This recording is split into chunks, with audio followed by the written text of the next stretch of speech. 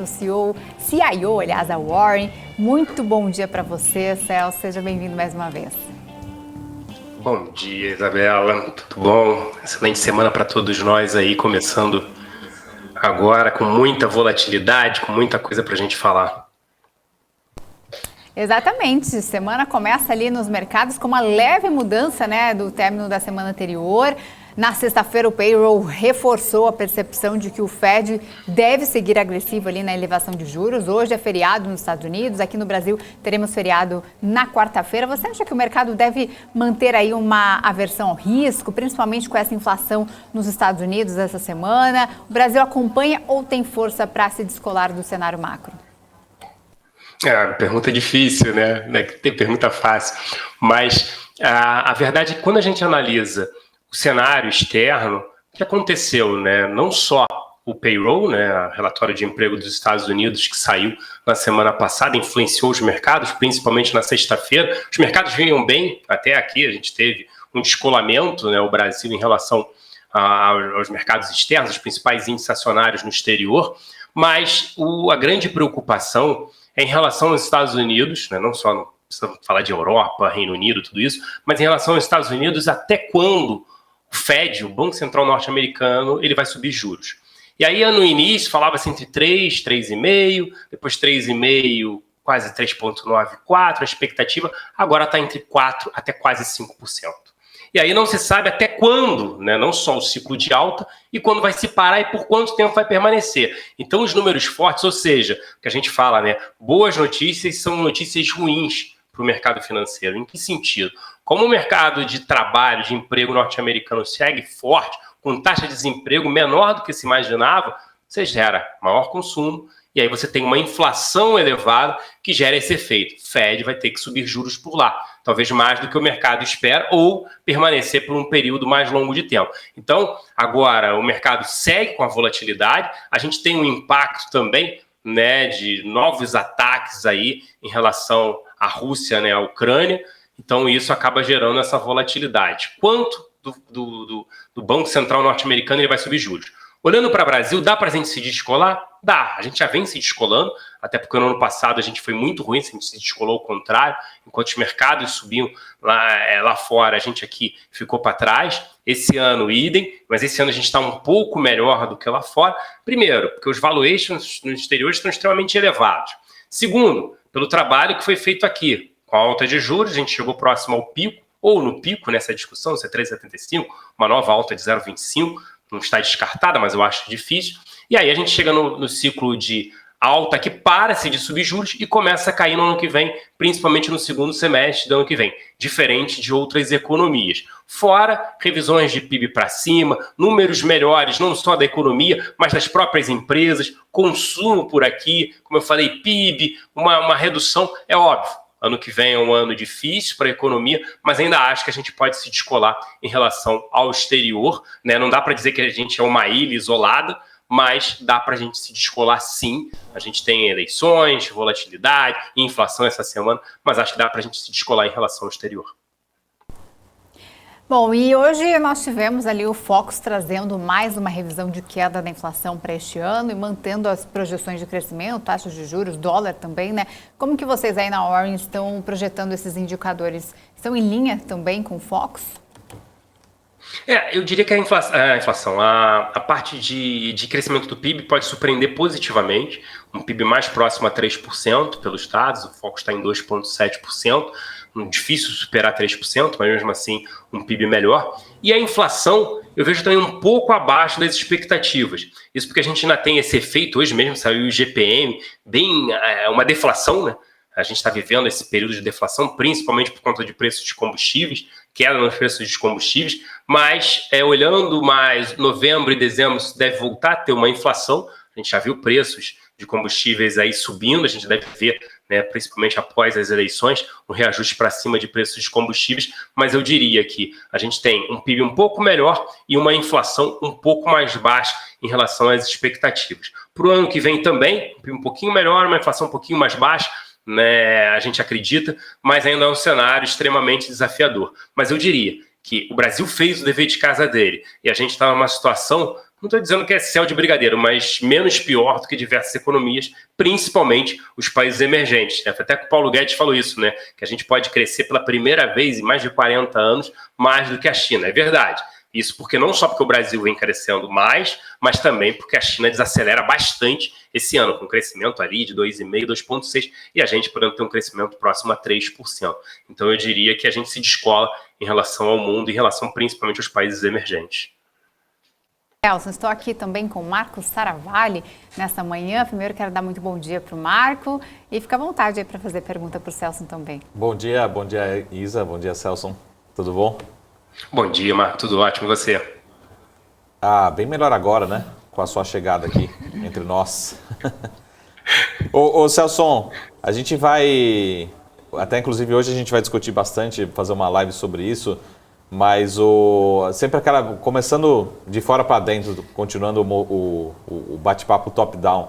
Mas a pergunta é, a gente está semana passada a gente teve o Ibovespa subiu 5%, a nossa um pouco mais, o S&P 500 subiu mais de 1%, e aí os americanos já ficaram, né, ansiosos em relação a um rally, né? Será que a princípio parece ser um rally dentro do bear market, né, lá nos Estados Unidos? A leitura é, será que a gente tem mais espaço, como você está falando, em relação aos juros, né? Os juros parece que só está começando a subir nos Estados Unidos lá fora.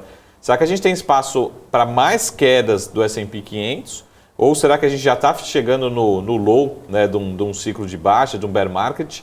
Né, já o mercado começando a apostar, não em 2022, talvez olhando para 2023 até um pouquinho adiante, de que a gente pode estar começando talvez um novo ciclo de alta, né? Ou seja, aqui a gente começa a falar das letras, né? Mas as letras que a gente tinha lá na pandemia do PIB, talvez aqui para S&P 500. Será que ele fica nesse patamar por muito tempo ou já começa a ter uma inflexão nesse V? Será que a gente vai ter um U, né, do S&P 500? Por quanto tempo será que a gente pode ter essa bolsa, nessa tendência de baixa lá fora, né? Eu acho assim, olhando o S&P, ainda acho o S&P caro, né, principalmente no relativo com o Brasil. Né, quando a gente analisa na crise até de 2008, do Lehman Brothers, a gente está no patamar olhando Bolsa Brasileira em relação a múltiplos, né, Price Earnings Brasil em relação aos Estados Unidos, lá ainda caro. Então, pode ser que caia mais? Pode. Mas também pode ser, isso que você falou, uma manutenção por um período maior de tempo, num patamar mais baixo. Eu estava olhando agora até o custo das hipotecas, financiamento imobiliário nos Estados Unidos, foi para 7,1%. Ou seja, quase juros de financiamento imobiliário pré-fixado no Brasil. E aí você tende a ter uma desaceleração forte por conta disso, construção civil, consumo. Então eu diria, mas o S&P você está pegando mais outras empresas. Sim. E aí você tem a parte de tecnologia com alta de juros nos Estados Unidos, porque a gente não sabe até onde vai. Acredito que fica entre 4 e 4,5, mas pode superar isso, porque os dados estão sempre fortes por lá.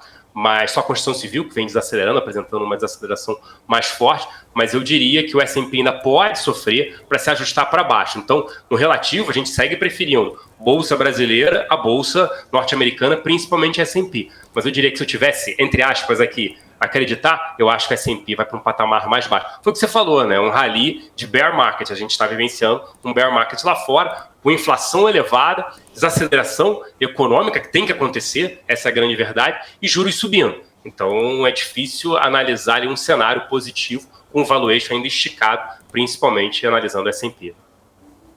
E daqui a pouquinho, inclusive, mais precisamente na quarta-feira, a gente começa a temporada de balanços. A última temporada de balanços não foi muito animadora, acho que não teve nenhuma grande movimentação, algumas poucas decepções, né? Será que essa temporada de balanços pode impulsionar um pouco o S&P 500 para cima?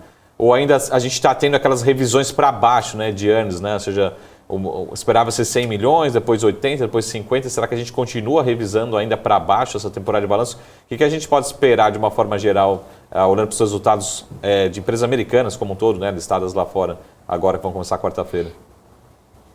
Excelente ponto, né? Essa semana a gente começa, vai ser feriado aqui, mas lá fora, olhando até o que a gente olha muito, que é earnings per share, né, lucro por ação das empresas norte-americanas, ainda está num patamar muito elevado. A gente viu poucas revisões para baixo. E aí, se eu tivesse que analisar a maioria dos resultados com a expectativa que tem, isso é interessante, né? Lá fora, tem uma variação, às vezes, grande se o resultado surpreende positivamente ou negativamente. No Brasil, parece que todo mundo já sabia do resultado. Isso é impressionante. Vem um dado negativo, mas a ação já caiu. E aí até sobe no dia. Lá fora acontece o contrário. Parece que ninguém sabia em relação a isso. Ainda bem. E eu diria que lá fora a maioria deve surpreender negativamente em relação ao esperado. Porque hoje até a gente olhou, nossa área de análise, fez esse trabalho, estava vendo o earnings per share esperado, caiu pouco. Eu diria que deveria cair mais lá fora, a expectativa, e aí a entrega, o resultado efetivo, deve vir abaixo, surpreendendo negativamente. Então, se fosse apostar aí, diria que os resultados devem vir piores do que as expectativas. Boa. Ô Celso, uma das perguntas, até a Isa está falando aqui antes, que o pessoal, a audiência está perguntando aqui já, falando de mercado local, que é esse movimento que a Cosan, eu estou dando uma lida aqui, uma Cosan comprando uma participação bastante relevante, né? Podendo chegar aí talvez alguns bilhões de reais na Vale, né? E a gente já viu, lógico que é difícil a gente comparar, mas por exemplo, a Petrobras já foi uma empresa que fez de tudo, né? Tem alguns ativos na Petrobras que você nem imagina, o que a Petrobras está fazendo aí. Será que é o caso aqui da Cosan, por exemplo, na semana passada as ações bateram, hoje particularmente eu estava acompanhando aqui na abertura, também estão sofrendo. O que o mercado pode estar lendo? Porque a Cosan também é uma empresa de energia, né, focada em energia, mas também uma holding bem diversificada. Como é que você vê esse tipo de movimento, sem entrar aqui em detalhes de números? Será que realmente é para se preocupar com uma empresa que começa a diversificar muito ou abre oportunidade? Como é que você vê esse tipo de movimento? Que acho que é uma das, né, Isa, acho que é uma das maiores quedas hoje, já nessa abertura, agora também, né? Foi esse movimento na semana passada. Estava até falando que tem um conference call da companhia para detalhar um pouco isso. Isso gera né, o tamanho da Vale, né? Isso gera um pouco de receio, né? Não só ela já falando que não teria problema de caixa, qual o tamanho que ela quer alcançar. Pô, não vai ter controle, até porque é uma corporation, não vai ter controle em relação à Vale. Por que essa diversificação? Então, sempre gera um receio, né? Sejam holdings, sejam companhias que têm uma diversificação grande. Tá, qual é o seu foco? Por que então você não distribui o resultado? Por que você não distribui o caixa ao invés de começar a diversificar e entrar em outros mercados? Essa é a primeira pergunta. Então isso gera uma imprevisibilidade. Por que comprar ativos numa empresa do tamanho da Vale também? Diversificar em minério? Tudo bem, no momento China desacelerando, pode ser uma oportunidade, minério caiu, tudo isso. Mas é muito mais questionamento, isso que você falou, sem entrar em números, mas muito mais entender a estratégia, que complica ali um pouco. Você estava falando de energia, combustíveis, você parte para minério. Mas a empresa é diversificada, mas gera um certo receio. Por que partir para esse tipo de commodity? O que ela quer fazer? Ela não vai ter o controle da Vale. Então, o quanto ela vai atribuir de caixa em relação a isso? O quanto ela vai se endividar? Tamanho de dívida líquida, né, sobre resultado operacional, sobre EBITDA, como é que ela fica em relação a isso? Então eu diria que tem mais perguntas. O primeiro resultado do mercado é normal, porque gera uma imprevisibilidade, então ele vende, para depois vem a racionalidade com números, com a estratégia da companhia. Então, num primeiro momento, acho sim, as ações da companhia devem sofrer, já vem sofrendo, essa é a grande verdade, até que tenha um sinal mais claro e o quanto isso vai contribuir no resultado dela. Por quê? Essa é a grande pergunta. Diversificar. Então, eu tenho muito receio com holds, com companhias assim, que começam a só uma holding, então eu posso ter qualquer coisa. Por isso que holdings normalmente têm um desconto em relação às empresas operacionais. É o caso aqui, Itaúsa e Itaú. Itaúsa segue tendo um desconto grande de Itaú. É só liquidez. Não é só liquidez. É porque a holding ela pode investir em diversos outros mercados. Mas só são não financeiros. Então, o que a gente tem no caso da Itaúsa não financeiros, tem um monte de coisa. Então essa é a grande verdade. Então vai ter sempre o desconto que se atribui a empresas, a diversificação, porque você pode investir num negócio que gera um retorno sobre patrimônio menor, o return on equity, ou seja, diminui o seu return on equity. Se diminui, isso vai ter, entre aspas, as ações acabam sendo punidas e a empresa também. Então, a gente olhando nossa área de análise toda, a gente prefere estar de fora desse tipo de ativo, muito por conta dessas incertezas. O Celso, fazendo uma provocação aqui e uma especulação ao mesmo tempo, mas a gente, pelo menos usualmente, essas holds, elas querem ou almejam o controle. Vamos pegar aqui o caso, por exemplo, sei lá, da Itaúsa. Eu preciso controlar o Itaú. Eu não sei se exatamente com essas palavras. Por exemplo, vou comprar uma participação na XP. Não consegui o controle, eu vou ter que devolver a minha participação na XP. Estou sendo aqui bem agressivo. Né? Será que a Cosan, ela, não que seja 2022, 2023, mas será que esse movimento almeja no longo prazo, daqui a 10, 15 anos, ser controladora da Vale, já que tem essa possibilidade, né? Já que tem um controle pulverizado? Pô, haja caixa e dívida para isso, né? Mais um motivo de preocupação, né?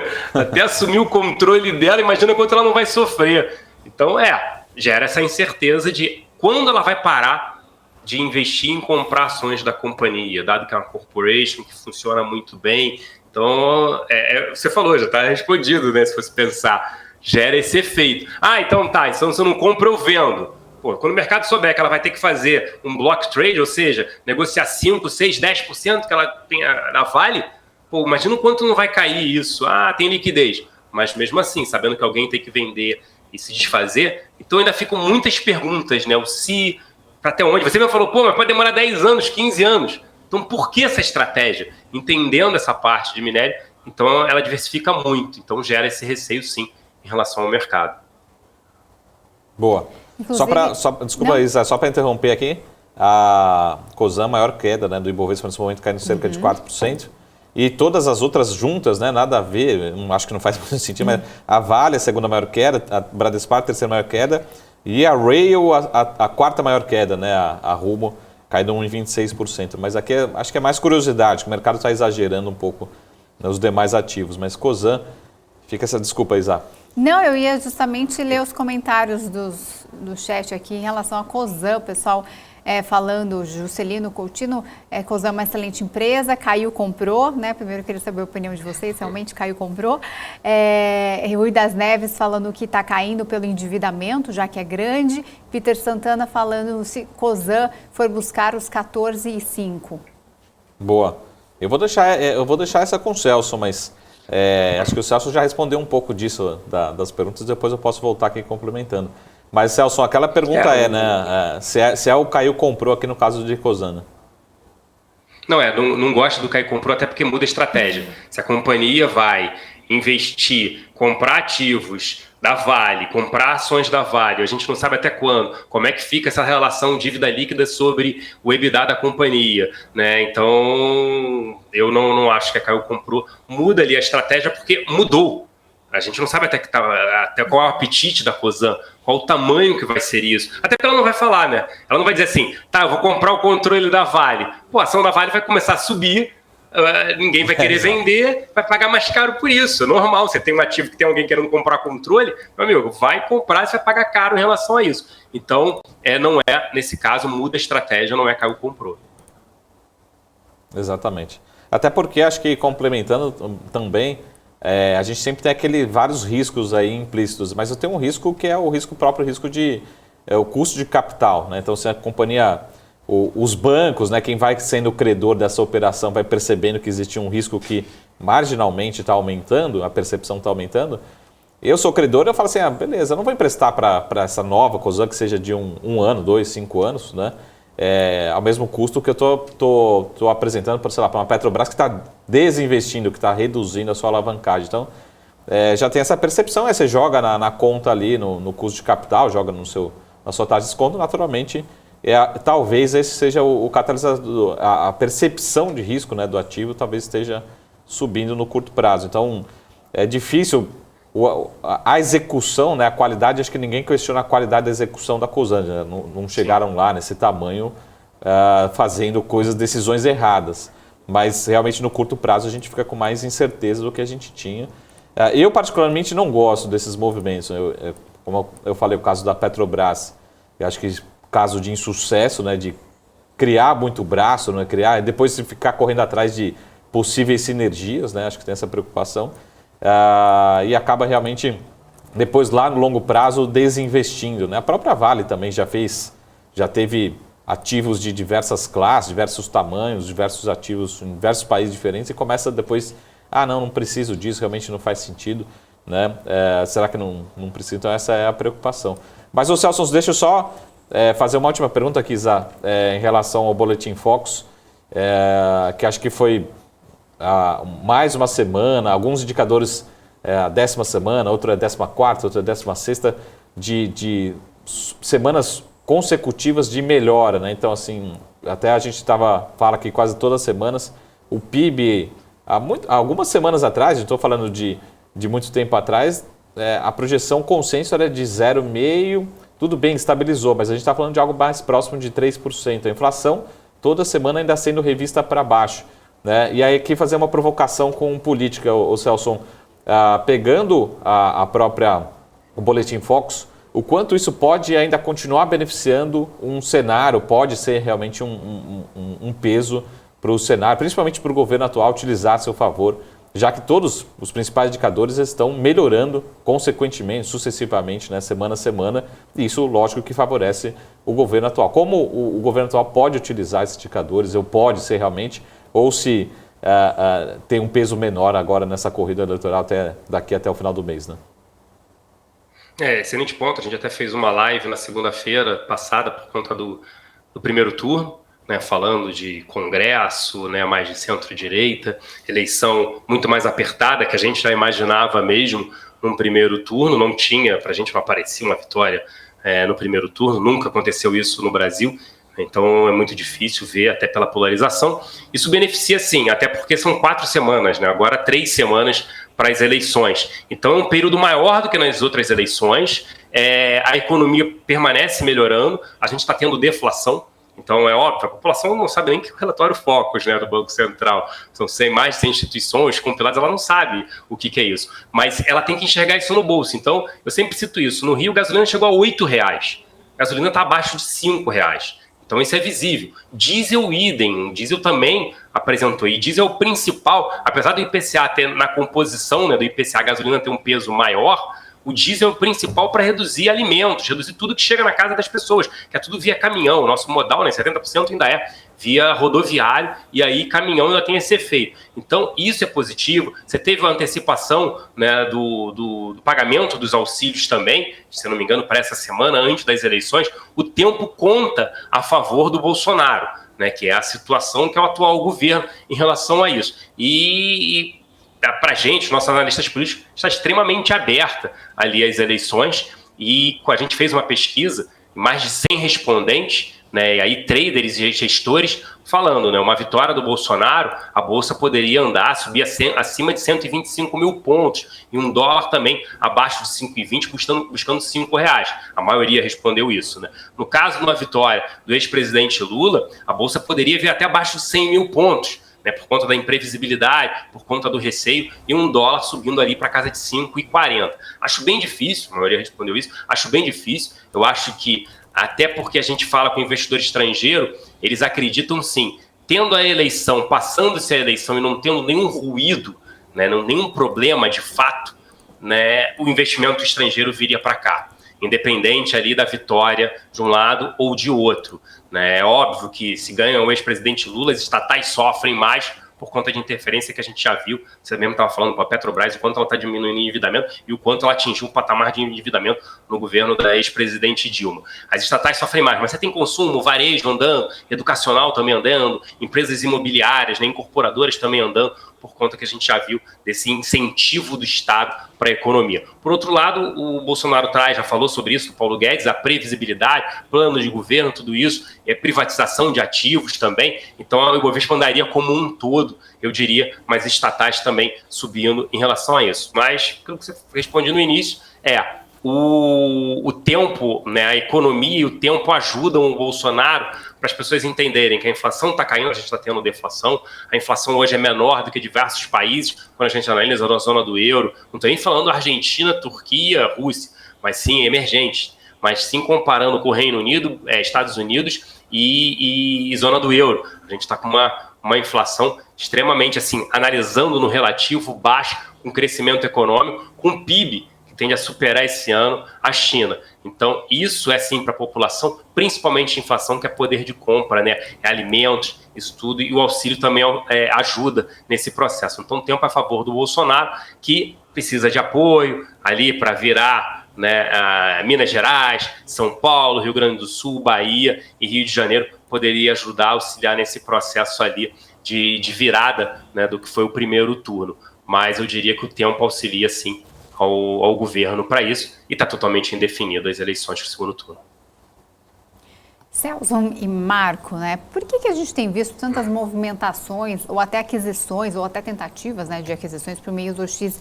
Cosan querendo comprar ali um pedaço da Vale, mais recentemente a gente viu Mubadala sobre o Burger King, Redditor e Sul América, BR Malls, Aliança Sonai ali. Isso diz algo sobre o momento da Bolsa? Isso diz algo também sobre as empresas? Se eu for começar aqui, diz a gente viveu, né, um processo primeiro de pandemia e muitas empresas, principalmente as menores, com dificuldade de acesso a crédito, a dificuldade em fazer um IPO, uma abertura de capital também. Então, o que acontece em momentos de crise? Aqui foi o caso da pandemia, depois a guerra Ucrânia e Rússia, né? Rússia invadindo a Ucrânia. O que acontece? Os grandes, eles têm um acesso a crédito, né? As empresas maiores, em momentos de crise, elas ocorrem sim as fusões, as aquisições, porque, primeiro, acesso a crédito, como eu citei, e segundo, essas empresas se tornam mais baratas. A gente viu isso, né? A própria Bolsa Brasileira, né? Num patamar ainda barato quando a gente analisa price earnings. A gente está num patamar próximo do que foi a crise do Lehman Brothers. E mesmo depois do PIB já subindo, de melhora econômica, de pico do ciclo de alta, né, da taxa de juros aqui no Brasil. Então você tem dois processos. Empresas maiores com acesso a crédito, e aí elas têm acesso a crédito, elas podem comprar outras empresas, ou mesmo caixa que elas possuem. E o outro é que essas empresas menores, elas sofrem com a dificuldade de acesso a crédito também. Então isso facilita esse processo de consolidação. Eu vejo isso, é óbvio, ruim, né, porque acaba sumindo as empresas menores, tudo isso, acaba tendo uma concentração maior, mas é normal. O que eu estou vendo também são até fundos de private equity que investem em empresas fechadas comprando empresas abertas. Qual é a maior demonstração disso? Que as empresas abertas são extremamente baratas, eu não preciso correr o risco de comprar uma empresa de capital fechado, correr o risco de ter que abrir capital dela, o tempo passar, ou mesmo vender para um outro estratégico. Então isso mostra o quanto a Bolsa Brasileira ela está barata e quanto os ativos brasileiros estão baratos. Boa. Acho que o Celso já resumiu tudo e eu sempre falo, acho que agora aquela frase que quando a gente fala separa aí o dinheirinho do dinheirão, né? Quem tem um poder de compra agora são as grandes empresas. Infelizmente isso vai acabar gerando maior concentração, vai acabar gerando grandes empresas, como é o caso da Cosan. A Cosan, a gente pode discutir aqui se é bom ou ruim, mas ela vai acabar saindo maior ainda depois desse ciclo. E acho que, por exemplo, o dono da Cosan está olhando o seguinte: vou comprar um ativo que está me dando, fazendo contas simples, 15% de dividend yield pelos próximos anos, né? Ou seja, ele vai investir num negócio que pode ter ganho de capital, mas se der errado, ele tem o dinheiro recuperado dele só em dividendos. Em 6, 7, 8 anos ele recupera esse capital investido. Então, isso mostra realmente como o Celso falou, acho que como as ações, as empresas estão muito, muito descontadas. Se quiser ser mais simplista aqui, como o caso do Burger King ou outras empresas, o papel estava R$20. Como pegar o caso da GetNet, né? Mas sem nenhum número específico. Estava R$20, agora está 10, e eu vou lá dar um prêmio, né, para fechar o capital, para comprar o controle mais 20%, compra 12, 15 reais, ou seja, eu já economizei aí um bom pedaço dos recursos que eu gostaria de comprar. Então a gente começa a ver, podemos citar vários movimentos acontecendo. Então quem tem caixa nesse momento, que tem uma boa estrutura de capital, está aproveitando os ativos para comprar, mas não olhando para 2022, 2023, olhando para os 6, 7 anos, a Vale vai continuar gerando caixa, várias empresas, a Petrobras, tudo mais constante, vai continuar gerando caixa. Então, realmente, esse momento de aumentar a exposição, né? Infelizmente, a pessoa física não vai comprar olhando para 6, 7 anos, vai comprar olhando para a semana que vem, para as eleições, para daqui 3 semanas. Mas é nesse momento que realmente separam, né, o que eu chamo de dinheirinho do dinheirão, né? Ou seja, quem tem muito recurso vai continuar comprando e a gente vai continuar vendo esses M&As acontecendo com grandes empresas. Acho que não vai parar, não. Então, mostra que, eu concordo com o Celso, mostra que os ativos ainda estão muito descontados aqui na B3. E voltando lá para a fala, lá no começo, né, Celso? Muita gente falando do Ibovespa, do EWZ contra o S&P 500, acho que vai continuar, né? A nossa bolsa vai continuar andando melhor do que outras bolsas mundiais, né? Também acho que vai permanecer. Não, pode falar, pode completar. Não, eu ia falar do chat aqui, tem bastante gente falando também de VEG, Juscelino Coutinho, VEG subindo, caladinha, ninguém fala nada. Aí um outro comentário dizendo que está aumentando sua fábrica. O que é essa subida aí de VEG? Eu particularmente não vi nada, se o Celso puder contribuir.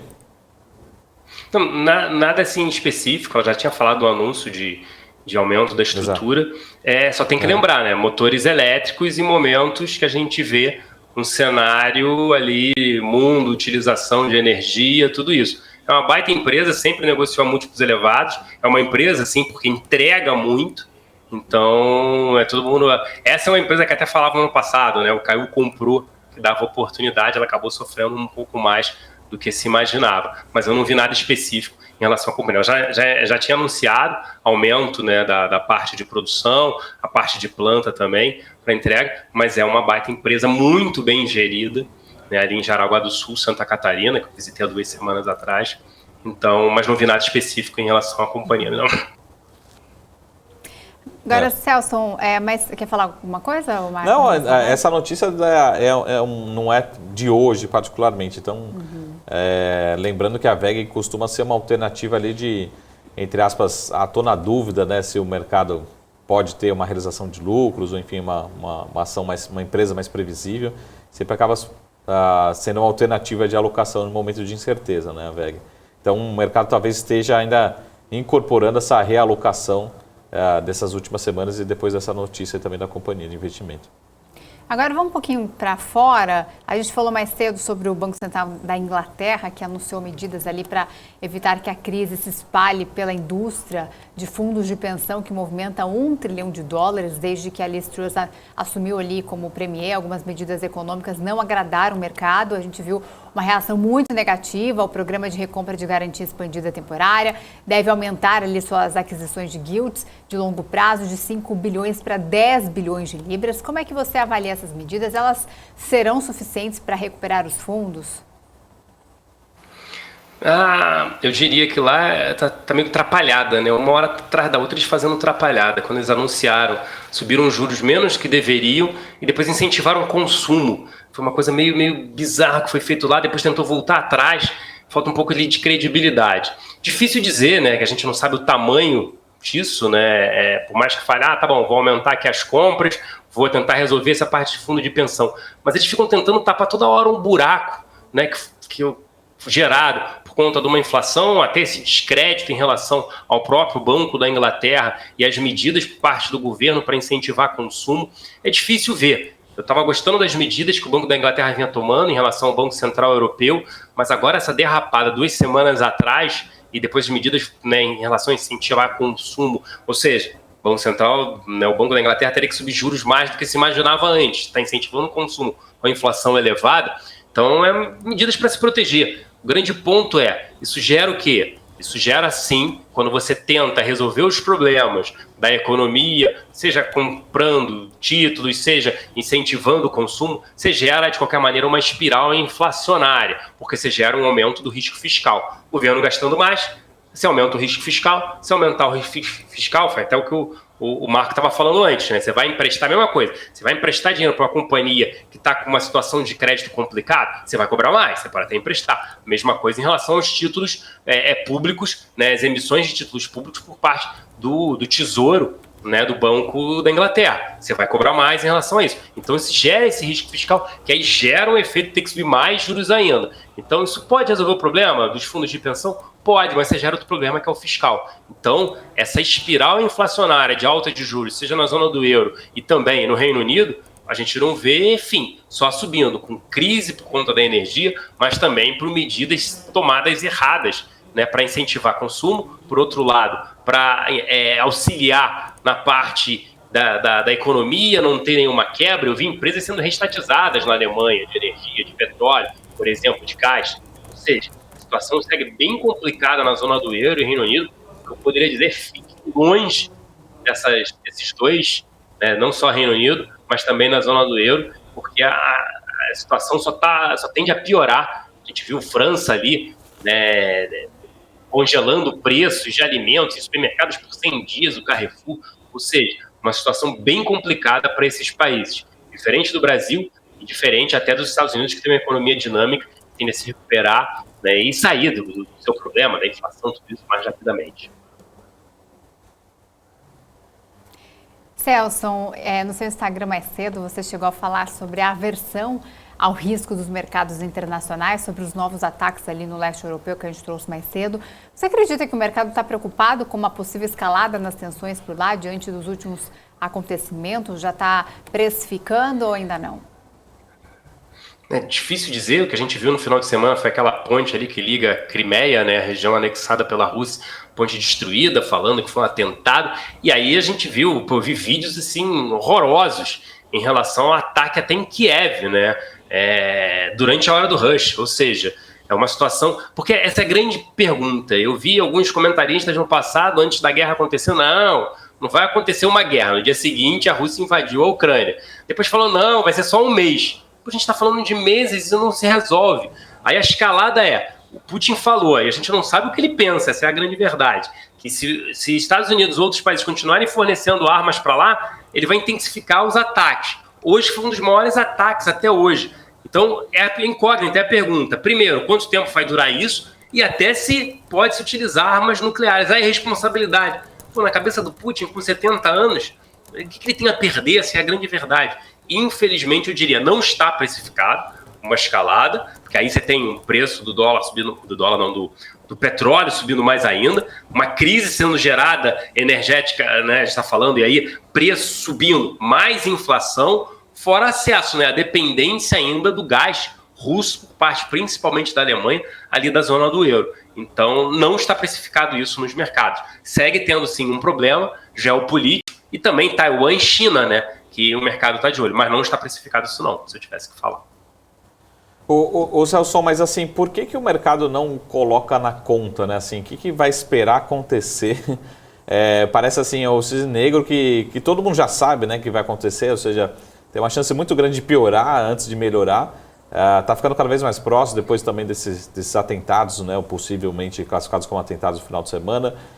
O que realmente o mercado está esperando? Porque olhar para as bolsas, por exemplo, de uma forma geral, os ativos, realmente parece não estar precificando ainda essa pior do cenário. Assim, petróleo ali na casa de 90, 95, né, as bolsas tivemos aí um começo de outubro positivo, né, de uma forma global. Enfim, o que realmente falta para o mercado, ou será que não estamos querendo realmente dar o peso, né, necessário para esse tema, para esse assunto, principalmente os ativos de risco, né, globalmente?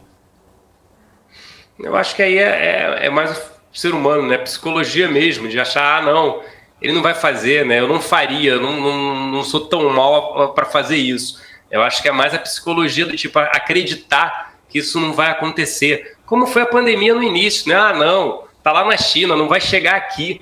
Pô, olha o que aconteceu em relação à pandemia. A mesma coisa, e sinceramente, né? É emocional a gente pensar em guerra, o cenário que a gente vive, né? De mundo, de tudo, até porque armas nucleares ou o poderio em relação aos países, pensar que alguém pode invadir outro, né? A gente está falando, vivendo no ano 2022, pensar que a Rússia ainda faria isso, aí a gente vê Taiwan com China, mas a gente sempre olhando aquela parte, não, pior, né? Os extremos, foi o que você falou, né? O efeito de cauda, isso não vai acontecer agora, como crises não vão acontecer, sempre tem. Eu estava falando nisso, para as empresas, né? Lá fora a gente fala, né, cash is king, né, o caixa é rei. Ter um percentual em caixa é muito importante também para a pessoa física, para em momentos de crise, não só sobreviver e passar incólume, para aproveitar a oportunidade. Mas eu acho que o mercado sempre acaba gerando, porque seres humanos, a maioria é benevolente em relação a isso. Não acredito que aconteça. No outro dia acontece.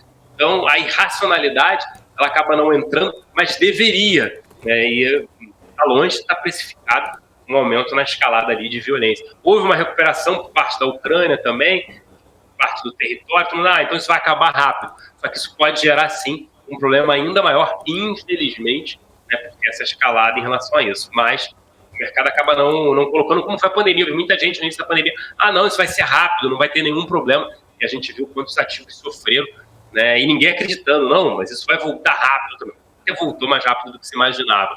Mas, ao mesmo tempo, ninguém conseguiu precificar, antecipar esse movimento nos mercados. E segue assim. O mercado, as pessoas têm que estar preparadas, é que crises vão continuar existindo, vão dar oportunidade, mas também você tem que estar preparado, porque a bolsa vai sofrer, o dólar vai subir, então essa é a importância também da diversificação. Tá certo, quero agradecer a participação mais uma vez, Celso Plácido, que é CIO da Warren. Obrigada, Celso, boa semana para você. Obrigado, excelente semana para vocês, um grande abraço e até semana que vem. Até mais. Um abraço, bom dia. Bom dia, valeu, Celso. Bom,